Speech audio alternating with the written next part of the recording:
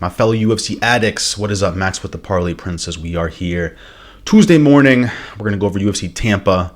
This is the one and only prediction video of the week. I am not pick flipping. This is it, boys. Lock it in. I'm going to do it a little bit different this week, too.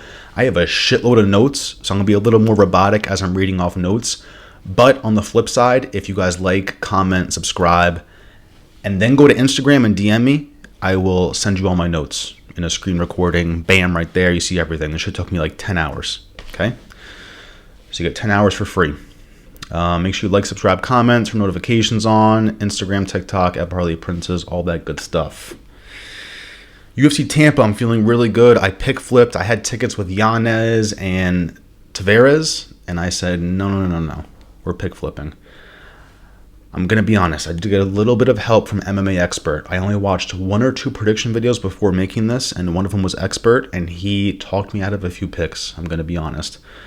I do have some that are different. I think I only have 1 that are different from him. So we're sweeping this card, boys. We're sweeping this card minus the main event.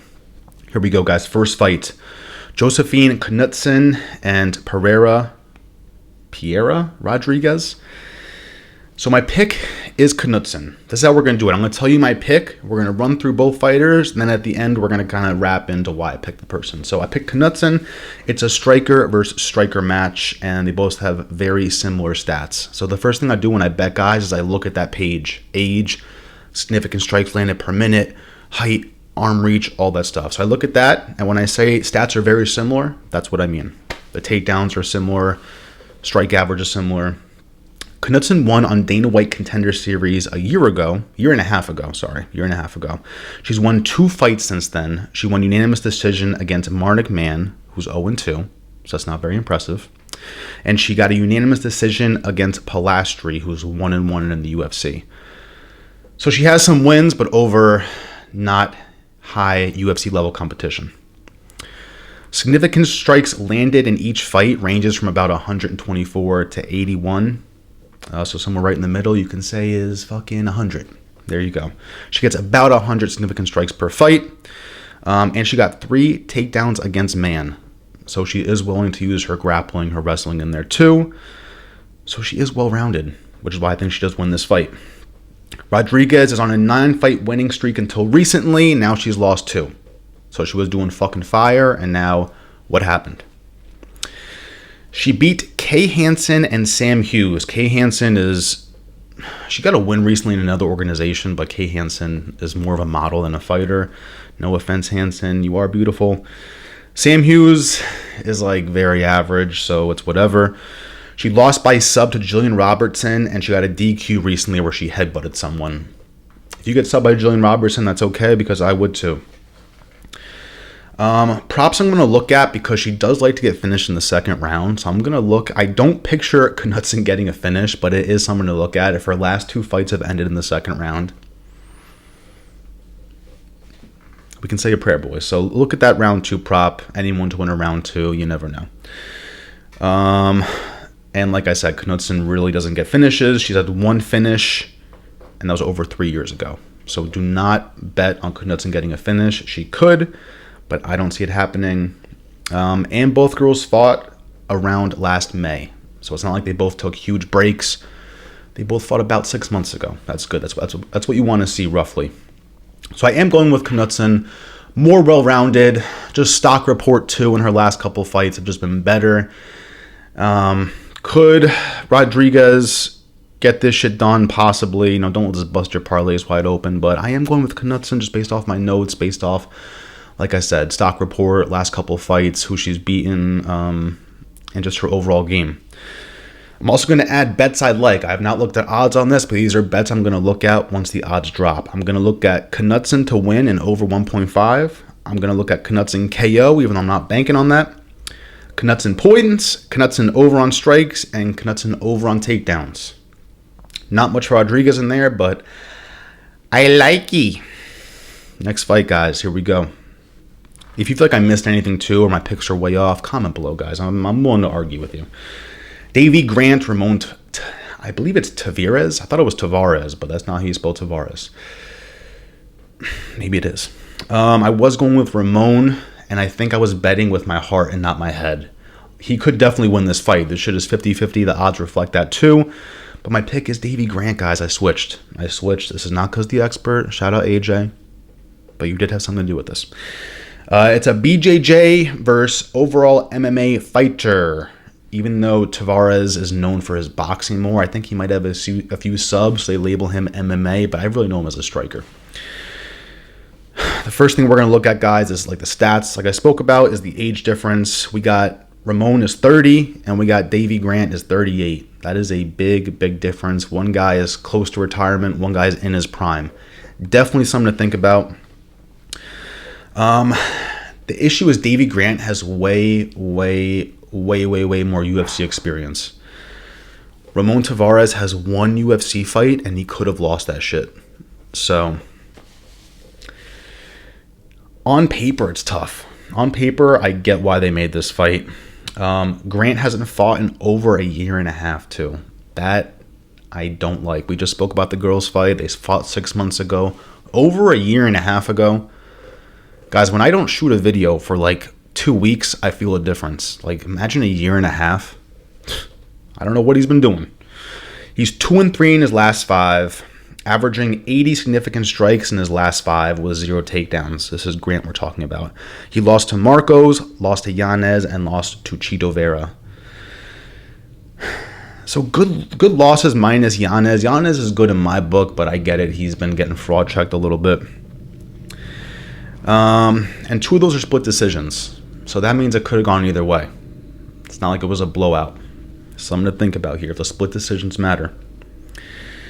Let's see. 2 people he's beat are pretty horrible. I'm talking about Grant. The wins he has are not against good opponents. They are out the UFC. They got cut after he beat them. It's fucked, boys. He's 2-3 in his last 5. The 3 he lost to are amazing, and the 2 he beat are horrible. I don't know what to do with that information. But outside of his last 5, his last 6, he KO'd Jonathan Martinez, which is good. I like that.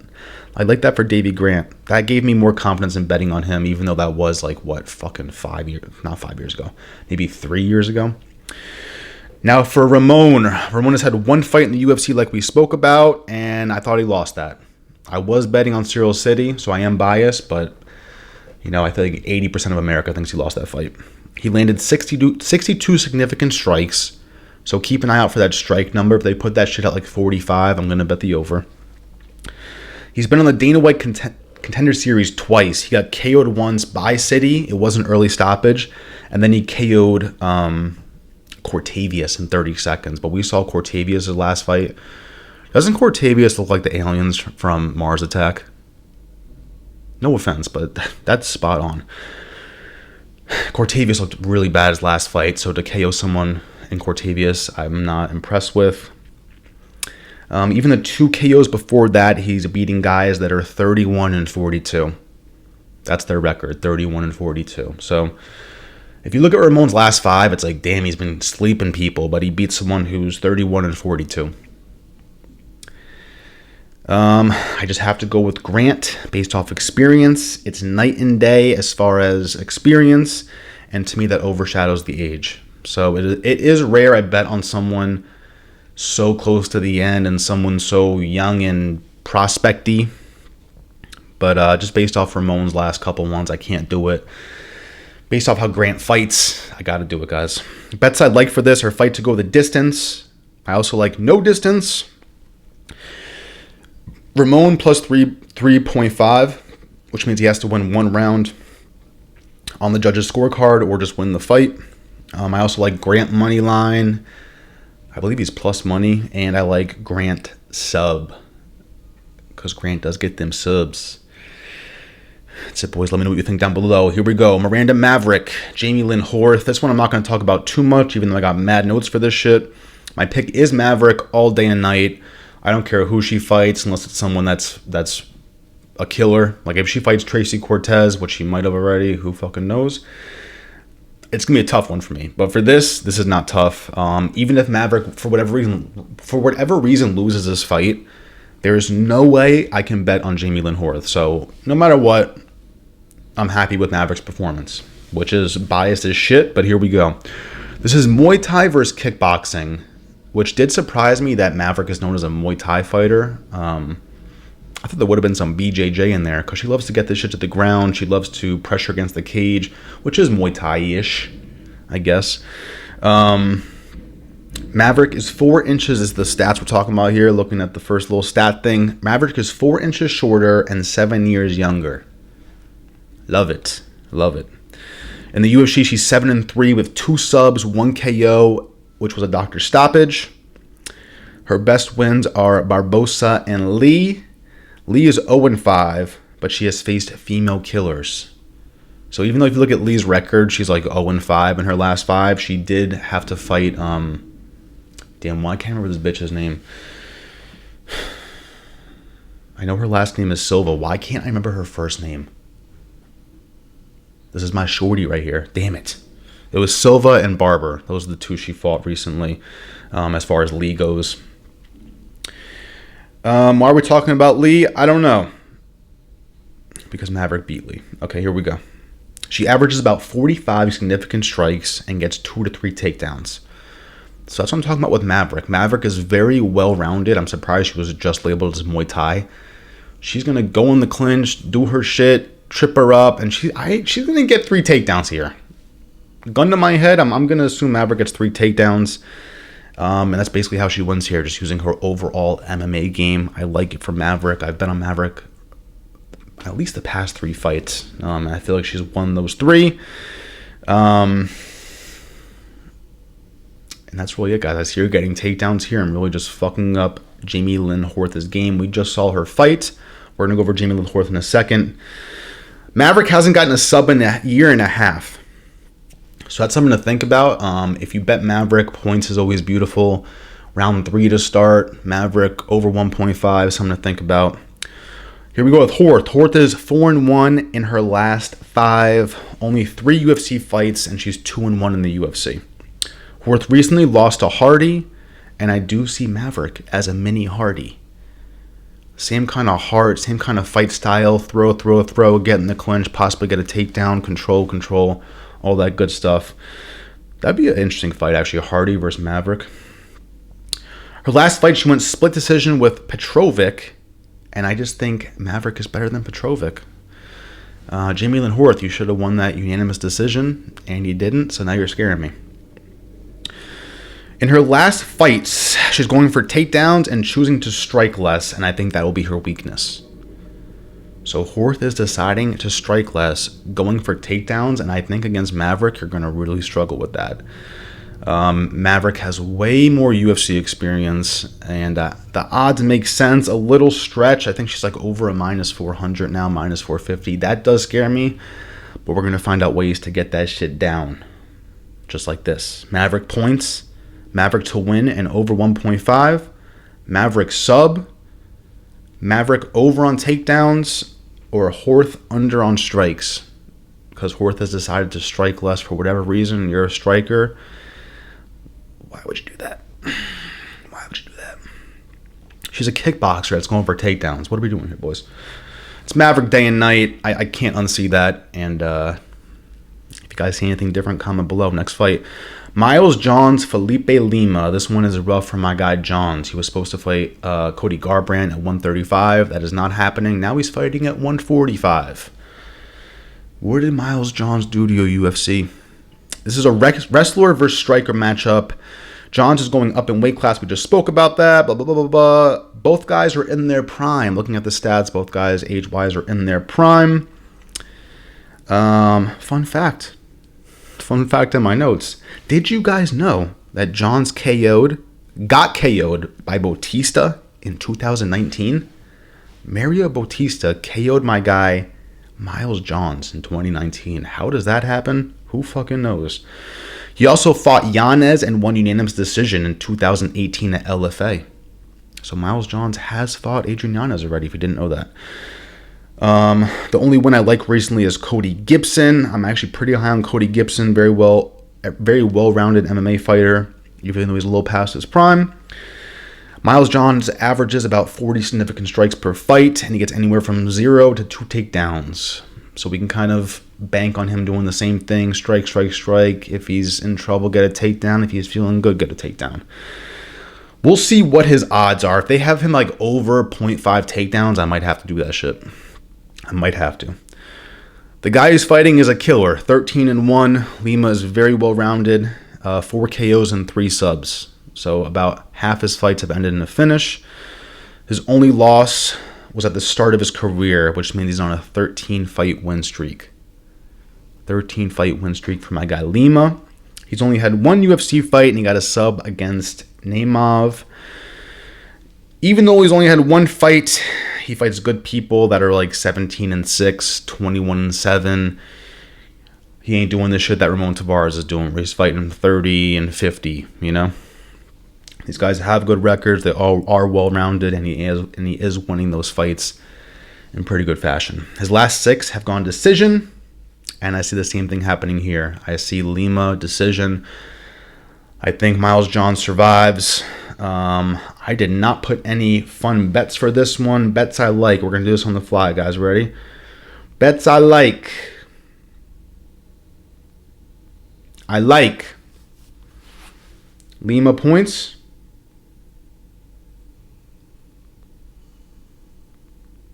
I like John's over takedowns, depending on what it is. I like Lima to win in over 1.5 rounds. I like round 3 to start. I like that prop, and we'll leave it there, boys, just so we can keep it going here. Sean Woodson, Fernando Padilla. My pick is Padilla. This was a tough one, guys. This might be like the fight of the night for me. As long as they like keep this thing banging, I like this one, guys. Both guys are very well-rounded. Woodson is leaving his prime, and Padilla is entering his prime. Definitely something to think about. Woodson has had 8 UFC fights and only lost to Arosa by sub in round 3. He's beat some good names. Terrence McKinney during the Dana White Contender Series that happened. Beat Zalal, split decision. Jourdain, split decision. And Caceres. He beat Caceres recently. That was his most recent one, I believe. The Zalal one I like, guys. No one can get past Zalal recently. The Zalal win was a few years ago, I believe. It was over 3 years ago, I think. But it's a good one to have, guys. That kind of scares me. The level of competition is pretty good there. Jourdain, I'm not too high on anymore. Caceres, I'm not too high on anymore. He's averaging about 80 significant strikes in his last 4. Rarely gets takedowns unless he needs to. He also usually goes the distance. So something to think about, guys. Not many finishes recently. So we're going to look at points to try and get us some extra bread. Now for Padilla. Padilla has 5 KOs, 9 subs in his record. Padilla is 2-1 in the UFC. His 2 wins are round 1 finishes. So when you hear that, you got to check out the round 1 prop. Do I see him finishing Woodson in round 1? No, but we do parlays here. Low risk, high reward. Maybe sprinkle some shit on that bitch. He KO'd Arosa, subbed Pejulo, and lost to Kyle Nelson, which I don't like. That does scare me a little bit for Padilla. He hasn't fought in 9 months, which may play a factor. Like we spoke about, if I miss out on 2 weeks, I'm shot. 9 months, I can only imagine. But he did switch gyms. I believe he switched gyms, so I think that's gonna play into his favor. Once people usually start, doing little stops. Let me go here for 6 months. Let me go here for they usually become very well rounded. So when he went the distance, he had 70 significant strikes, but there isn't much on this guy because of his round 1 finishes. So again, my pick is Padilla, but the odds are dead even. I believe Padilla is a slight underdog. That's not why I picked it. On paper, just looking at it, I was siding with Woodson. Looking at it on paper, I'm siding more with Padilla. Bets I like are over 2.5, Padilla KO sub, Padilla to win and over 1.5, Padilla under on strikes, Padilla money line, and Padilla sub. I should put Woodson in there. We'll put Woodson points. Woodson points. Running up the card, boys. If you feel like I fucked that one up, let me know. Because I know it's a 50-50 fight. Some people are going to love Sean Woodson. Some people are not. This next one, It was tough for me, even though this should be a no-brainer. Joel Alvarez and DRAKKAR Klose. Sorry. My pick is Alvarez. People see him as a little more demon than he is. Mainly because his last fight, going 3 rounds with Brenner, I didn't like. If you're a killer, that should not be happening. But this is a BJJ match versus a striker. One guy is past his prime, and one guy is directly in it. Something to think about looking at the stats. Alvarez is 17 inches taller. 7 inches taller. 7 inches in reach. 5 years younger. It's pretty hard to not pick Alvarez, guys. 7 inches taller, 7 inches in reach, 5 years younger. How much better can you get? 6-2 in the UFC. He got KO'd by Arman Tsarukyan, and he lost decision to Ismagulov. 3 subs, 3 KOs, usually in the first or second round. 2 most notable names that he's beaten are Thiago Moises and Mark DeCasey. Out of 21 wins, he has 17 subs. Very demonic. That is insane. 21 wins, 17 subs. Definitely looking at the sub prop. That's the next note. So I'm expecting a fucking sub. I even put fucking in there. Significant strikes are a little sketchy because he's either only landing 7 or he's landing 40. So I might stay far away from the significant strikes unless they put that bitch at 10. Then I might have to.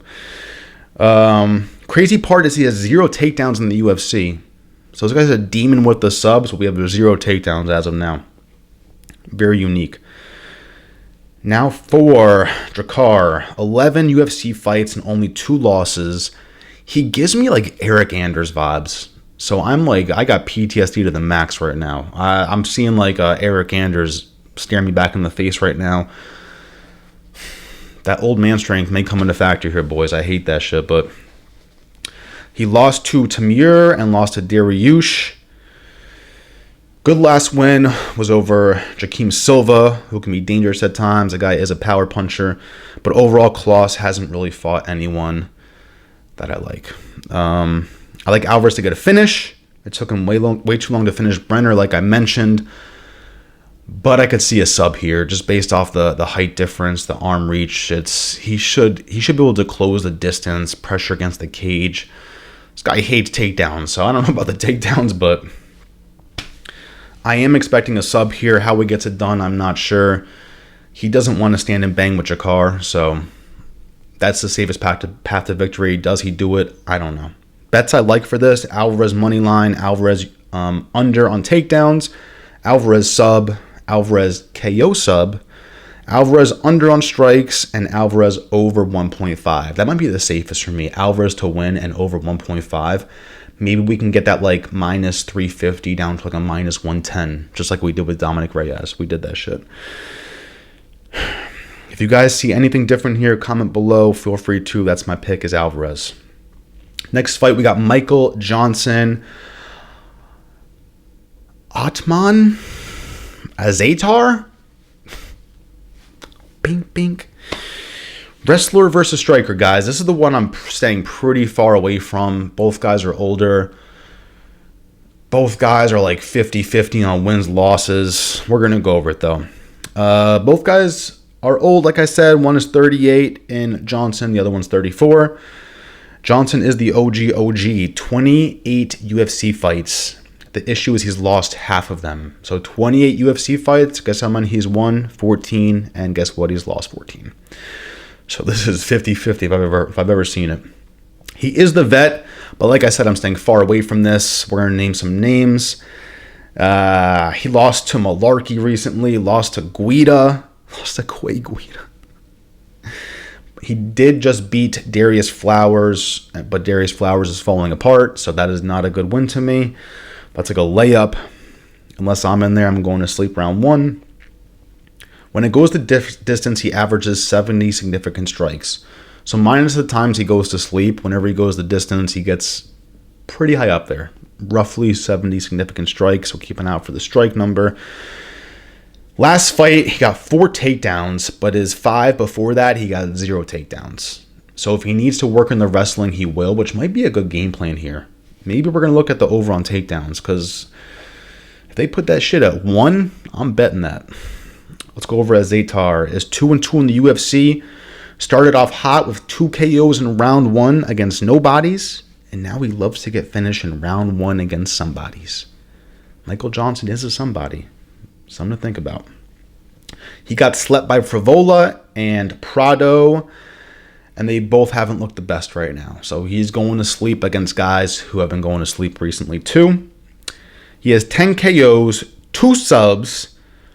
So he's looking for the KO in this one, I believe. He's more of a striker. Obviously, we just set that up top. Wrestler versus striker.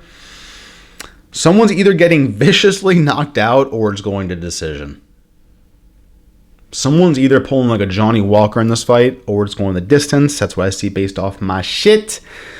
This is good. Bets I like for this. Nothing. Maybe round 2 to start. That's it. Fight to go the distance. And then we can just say Johnson moneyline. I'm probably putting nothing on the other guy. Another good one too. If you guys think it's not going the distance and the prop is crazy, you can look at the fight ending in KO. We got that last week, guys. For Dooho Choi, they had no distance at -200. Fight ending in KO is +100. Love it. Love it. That is it for the prelims, boys. We're going to start the main card. I'm going to restart this video in case my camera's going to die. And we're viciously back, boys. Main card. Here we go. Navajo Sterling. TUCO TOKKOS. Hell of a name. If your last name is TOKKOS, avoid starting the name with TUCOS. I have to meet this guy's parents. Striker versus BJJ. Sterling is the striker in this. We just saw him in the Contender Series. There isn't much to break down here. I expect Sterling to destroy this man, and he is my pick. Next. No, I'm kidding. 27 years old for Sterling. TUCOS is 34. Huge age gap, 7 years. One guy entering his prime, the other guy taking his shit right out the other side. We got 3 inches of reach for Sterling, which is beautiful because he's the striker in this. I need that shit. And his striking accuracy is nasty at almost 70%. Whew. Love it. It's Sterling all day and night. Trains at City Kickboxing. TUCOS. This guy went to Bellator for 2 fights in 2020 and lost both. So my dude went to Bellator and fucking got smoked. What does that say? Everything. This should be an easy win for Sterling early in his career, but I like this matchup for him. I like it a lot here, boys. Let's see what we got for the bets. Sterling KO. Sterling KO round 1. Sterling under 1.5. It's the first time we've put it on this card. No distance. And I like TOKKOS at under strikes. Just get sniped and go to sleep, guys. Please. Next fight, ADRIAN YANEZ, Daniel Marcos. This is one that I pick flip, boys. I made a $10 parlay for $4.50. That will not be hitting anymore because I took Ramon Tavares off and I took ADRIAN YANEZ off. This is a boxer versus a true MMA fighter. I say that because YANEZ ain't going to shoot for takedowns as where Marcos might. On paper, this is dead even as far as the height, reach, accuracy, all that bullshit, dick size. It's tough because YANEZ has 8 UFC fights, and his only 2 losses are recently. Lost to Martinez and lost to Font. Got obliterated. Got absolutely obliterated. I forget who I picked. I know for the Martinez fight, I picked... No, I don't remember, actually. I think against Rob Font, I picked YANEZ. I can't remember who I picked for YANEZ versus Martinez. But my God, did he get smoked. Oh, my Jesus. Font pieced him up, sent him flying with an uppercut or right hand, some shit, bro. That was horrendous.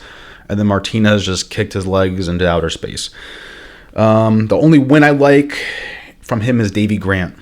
So the guy did beat Gravy Dam. We spoke about that earlier in Davey Grant's matchup. Last 4 fights, he's averaging only 30 significant strikes. For a boxer to average only 30 significant strikes, not good, but that is because they kind of end sort of early. I don't think a lot of them have gone the distance, if any, in his last 4. So now to Marcos. Marcos only has 4 UFC fights, but I like who he's fought. Fought a random Oliveira. I say random Oliveira because I looked at his first name. I've never heard that name in my entire life, so he is a random Oliveira. Grant, Arichi Long, and Castaneda. Lost 5. Last 5, he averages about only 75 to 80 significant strikes. I like talking about their strikes now, guys. I'm going to do that more often. We're talking about significant strikes going forward because that does matter. 75 to 80 significant strikes. I think he can do some damage to Yanez just based off what we just said right there. I think it comes down to Marcos being more composed and better at the MMA game and not just being a boxer. Leg kicks, head kicks, takedowns, fucking clinching, all that good stuff. And Yanez just throws way too heavy sometimes. Yanez is going for the vicious KO, leaving himself super wide open. At first, I liked that about him, but then as we get more and more in his career, it's shooting him in the foot. His last win was like a layup. Even though I think that son of a bitch got a win recently, that Salvatore guy. Bets I like for this guy. So I already said that I'm picking Marcos. I pick flipped. So my bets are looking at Marcos money line, Marcos to win and over 1.5, Marcos points, Marcos over on strikes.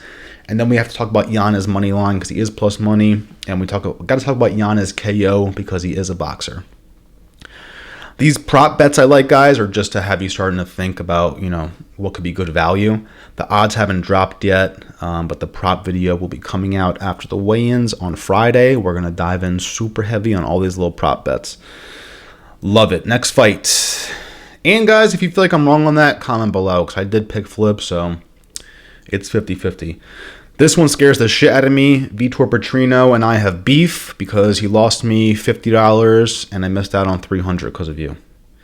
All because of the Anthony Smith submission.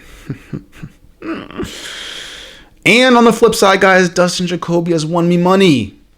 Dustin Jacoby, I had a free $25 bet. He was an underdog against Kennedy. I had him in a parlay, free 25 to win 700, and it hit. But I can't bet with my heart. I have to bet with my head here and bet off this information. It's a striker versus striker match. Petrino definitely uses the grappling way more and way more confident on the ground. Jacoby is literally just a kickboxer. Higher takedown and submission average for Petrino, so definitely more well-rounded.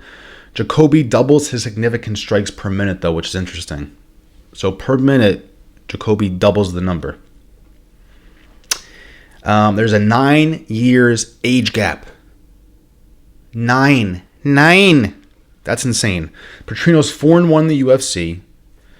And then we're going to talk about the Smith loss. That one loss in the UFC is Anthony fucking Smith. 2 minutes into round 1.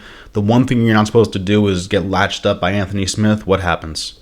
And then he's laughing about it. The laughing when they're calling out the names is what really was like a knife to my chest. I'm over here. It's my last leg. I just need Petrino to win in any fashion, and he loses to Anthony Smith.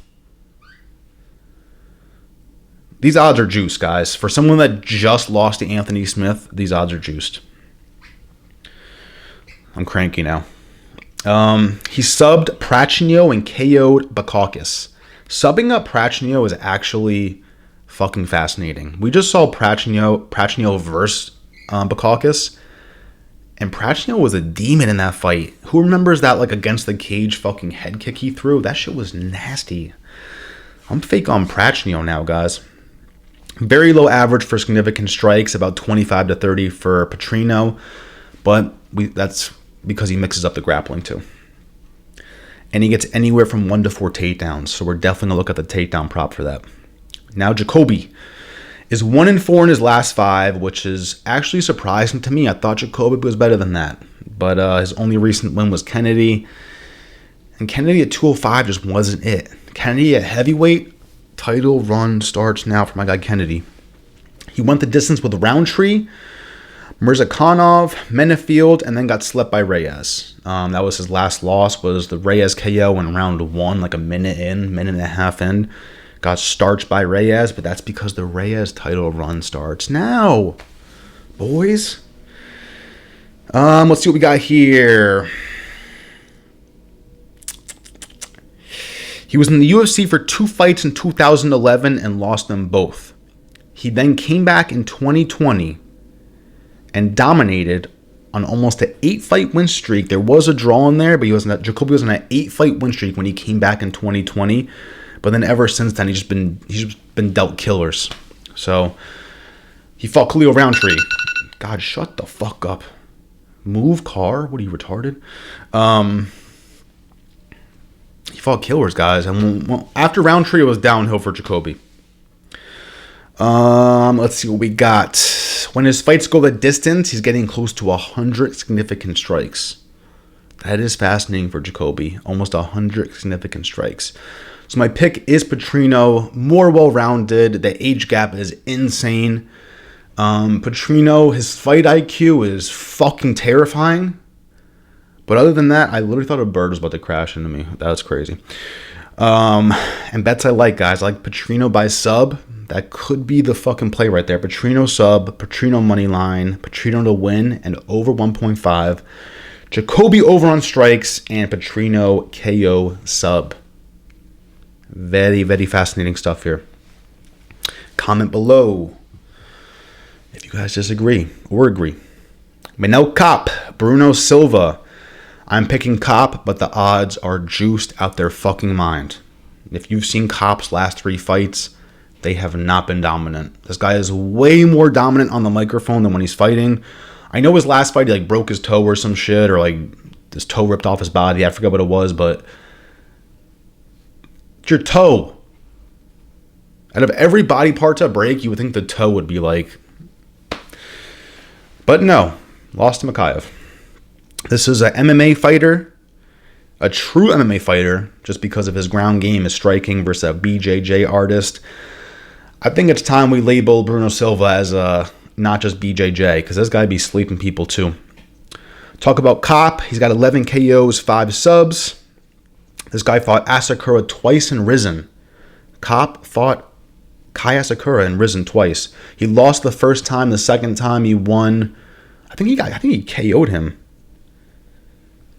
He got a TKO in 2019 against Asakura. So I love Cop. I just feel like maybe he's like past his prime. I hate to say it.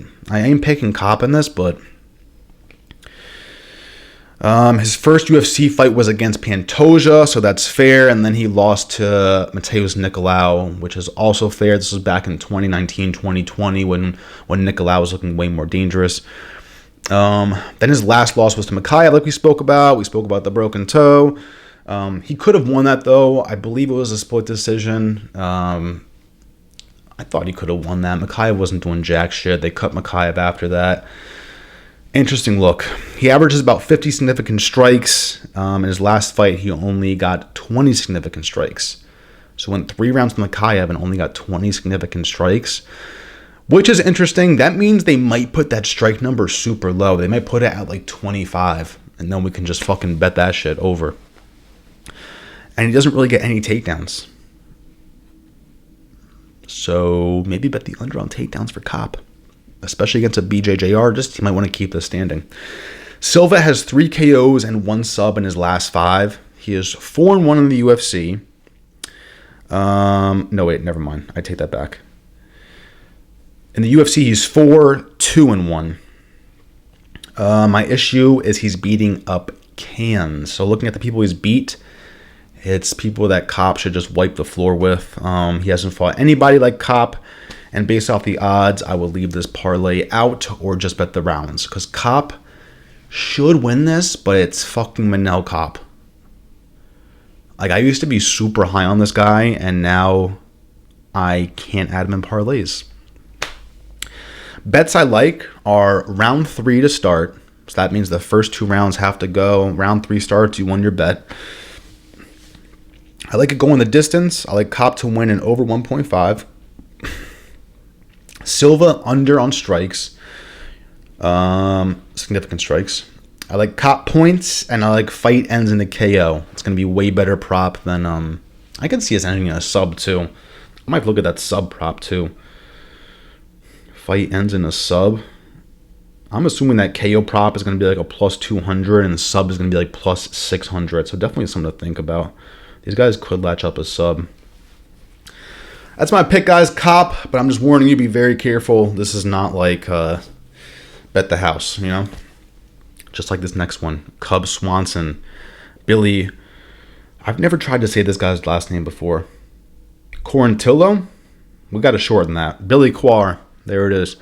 My pick is Cub, based off his last 3, and he's more durable. Me and Cub have beef, but it's not his fault. I picked against Cub. We're going to talk about it, guys. We're going to talk about it. I picked against Cub. He won a robbery, lost me $1,000. This is a jiu-jitsu versus true MMA artist fight. Not BJJ, just JJ. First thing that stands out is age. Cub is 5 years older at 41. Cub is 2-3 in his last 5. But he's actually really 1-4 in his last 5. This motherfucker lost to Dawodu. Everyone in America said so, including Cub Swanson. I had a free 25 bet to win 1,000. Guess what I lost cause of? Cub Swanson robbery. 10 leg parlay, 9 hit, lost cause of robbery. Bink, bink, bink, reload, bink. He got KO'd by Jiga Jakazi. I believe that's how you say his last name. I really just call him Jiga. And he got leg kicked to Mars by Martinez. Martinez did the same thing he did at Yanez. He just kicked the shit out of Cub's leg. I hope it's healed up by now. And then he lost to Feely in his last fight, which kind of was a robbery too. Like, I thought Cub could have won that last one. So I think the MMA gods owe this guy a clean victory. He won because of a robbery, lost because of like a close robbery. I think it's time we give Cub a clean W.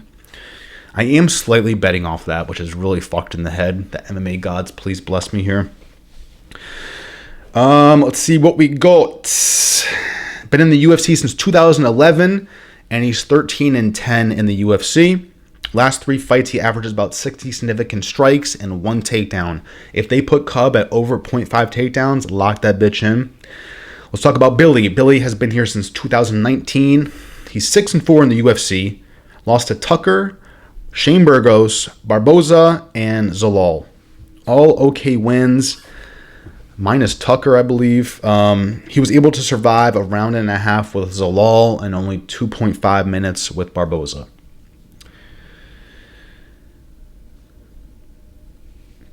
Like, when people make it to the second round with Zalal, I'm impressed. Isn't that crazy? Zalal's been demon recently. It's another fight where I think you're safer betting on the rounds than on the money line. When it goes to the decision, they're probably going to give it to Cub if it's close, especially if his kids are in the arena. Cub has made his last 3 close, which is why I think it's the more safer bet. As where Billy, his last 3 have just been getting washed out the water. He has a win in there, but the 2 losses are just like, I think Cub could have stayed in there longer. Cub's more durable and more dangerous. Like I said, the MMA gods owe this guy a clean victory. Bets I like Cub points. I like the fight going the distance. I like Cub to win and over 1.5. I like Billy points, and then I like Cub KO submission. And I will definitely put Cub over takedowns. Last one, guys. Comment down below. Like, subscribe, comment. The main event of the evening. Colby, the fraud, Covington. Watch this guy secretly hate America. And Joaquin Buckley. I cannot bet on an actress. I can't do it, guys. Colby is literally an actress. He thinks this is SNL. This is real fucking life, G. You're about to face Joaquin Buckley. Get ready. As you guys know, my pick is Buckley. Let's fucking get it. BJJ, wrestler BJJ versus striker. Colby is 6 years older at 36. One is in his prime, and one is out of his prime. This guy literally fights once a year like a little prissy bitch. It's like every December he wakes up and fights. Like, bro, how have you fought 5 times in the past 5 years? Tighten up, Colby. What are you doing at home? Golfing? This guy ain't doing jack shit. His last fight was exactly a year ago against motherfucking Edwards. He only fights the best, which is scary, and I get why the odds makers made this. On paper, this is very difficult. A guy that fights straight demons and has been here forever, versus a guy that like does fight demons, has a rocky record, and is in his prime. It's a tough one. Like I said, he lost to Edwards. He lost to Usman twice. I actually lost money because of that. The first time I ever sports bet was with The Godfather. We were in California. It was like $10 to win $700, and all we needed was Usman to sleep Colby Covington, and that didn't happen. Lost the parlay. Lost the parlay ski, guys. He's been here since 2014. He's 12-4 in the UFC. Almost all his L's are in the last 5 fights. So this guy's been here since 2014, but most of his L's are recently. He's got three L's in his last 5. So he's 2-3 in the last 5. He's a decision machine recently. Last finish was 4 years ago against Woodley when he KO'd him. He's a wrestler, but he does throw to get in the position. This guy loves to clinch up. He'll throw some punches in the clinch and then try and get it to the ground. And if he can't get it to the ground, he'll separate and just try the same thing over and over again. So he's very good at rinsing and repeating. I need Buckley to stuff these motherfucking takedowns. It's really all I need, and we got this shit. This is a crazy stat. He's a wrestler, but he throws. He landed 180 significant strikes against Robbie Lawler. That's fucking crazy. Definitely keep an eye out for the over on takedowns, because that's his clear path to victory here. So if they put this motherfucker at over 3 takedowns, I have to take that shit. Easy. Let's talk about Buckley. Buckley has been here since 2020 and has 14 fights. The complete opposite of Colby, the actress Covington. The past 5 years, Colby has 5 fights. Buckley has 14. 10-4 in the UFC. He fought some killers at 185 too. That's why I went with Buckley on this. I feel like the people that Buckley fought at 185 would wash the floor with Colby. I really do feel like that. Lost to Imavov, lost to Chris Curtis, lost to Holland, back when Holland was on a tear in 2020. And people thought Ruziboev was supposed to serve Buckley on a platter. And what happened? Buckley served Ruziboev's head on a platter to us fans. Buckley spazzed that fight, guys. The Ruziboev is the one that sticks out the most. We were expecting takedowns, we were expecting strikes, and Buckley fucking said, hell nah. Even with Buckley's last win against Wonderboy, look at what Buckley did to Wonderboy, and look at what Wonderboy did to Holland. Something to think about, guys. I think Buckley is going on the up, boys. And Colby isn't. If even Colby's on the up, may God be with you. I got to go with Buckley because of stock report, like I just said. One's going up, one's going down. Guy fought people at 185 that would smoke Colby. I spoke about that. And I also fucking hate Colby. It's a big part of this too. I am betting halfway with my heart on this. I didn't put any bets I like, guys, for this. Keep an eye out for the prop bets when I drop them on Friday. That is a very important video. You guys loved it last week. Almost 1 to 5 props per fight hit. So if I laid out 8 props for you guys, anywhere from 1 to 5 hit. Some fights, every prop hit. And there was some like plus 300s in there, plus 250s. And a good one that comes to mind was they had Luque sub or Themba KO at plus 175. Both things could have happened. I told you guys about that. I understand some of your books don't give you that option, but we're here to help, boys. Again, if you want these notes that I'm reading off of, just comment, like below, subscribe. We need the algorithm on our side on this YouTube channel. And then go over to Instagram, DM me. I'll send you all this shit, guys. I appreciate you for tuning in. If you feel like I missed anything, if you feel like I'm not sweeping this card, please let me know. Let's figure out how to sweep this together. That's it, boys. Instagram, TikTok at Parlay Princes. I appreciate y'all. We'll be back.